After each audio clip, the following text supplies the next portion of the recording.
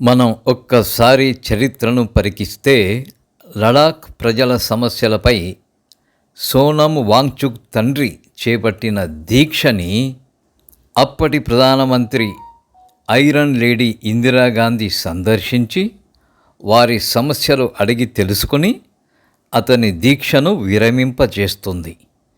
లడాఖ్ వెళ్ళి అల్లా. ఇక్కడ 3 కిలోమీటర్ల దూరంలోని జంతర్ మంతర్ దగ్గర సోనం వాంగ్చుక్ దీక్ష చేస్తుంటే పట్టించుకున్న పాపాన పోలేదు. ఎప్పటికీ విదేశాలలో తిరిగే ప్రధానమంత్రికి మాట్లాడితే విదేశాల టూర్లు చేస్తూ ఉంటాడు. దేశంలో మాత్రం సమస్యలను ఏమాత్రం పట్టించుకోడు. మణిపూర్ రగిలితే ఒక్కసారి అయినా సందర్శించాడా, మాట్లాడా? లేదు. ఇక్కడ నగీనా సంసద్ చంద్రశేఖర్ ఆజాద్ ఈ దీక్షకు మద్దతు ఇవ్వడమే కాకుండా నిన్న జరిగిన లాఠీ చార్జికి నిరసనగా పార్లమెంటు ఆవరణలో రాత్రంతా నిరసన వ్యక్తం చేస్తాడు. ఇలాంటి వారు నాయకులు.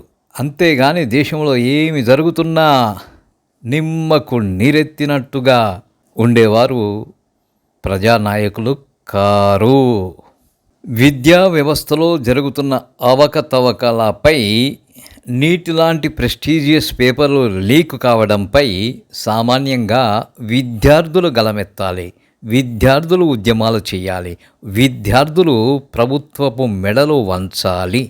కానీ విద్యార్థులు కులాలు మతాలను నెత్తిన వేసుకొని నిమ్మకు నీరెత్తినట్టుగా ఉంటున్నారు. ఇక్కడ వీరు కోరేదేమిటి? విద్యాశాఖ మంత్రి రాజీనామా చేయాలి, అంతే కదా. కేవలం ఒక రాజీనామా అడుగుతున్నారు మంత్రి చేత. మనలను దాదాపు 200 సంవత్సరాలు పరిపాలించిన బ్రిటిష్ ప్రభుత్వంలో ప్రధానమంత్రులే రాజీనామా చేస్తున్నారు. ఇట్టే రాజీనామా చేస్తున్నారు. సంవత్సరానికి ఒక ప్రధానమంత్రి రాజీనామా చేసి వెళ్ళిపోతున్నాడు.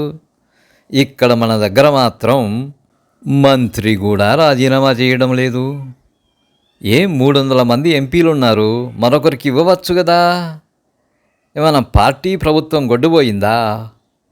అక్కడ జరిగిన అవకతవకకి బాధ్యత తీసుకొని ఒక మంత్రిని రాజీనామా చేయమంటున్నారు.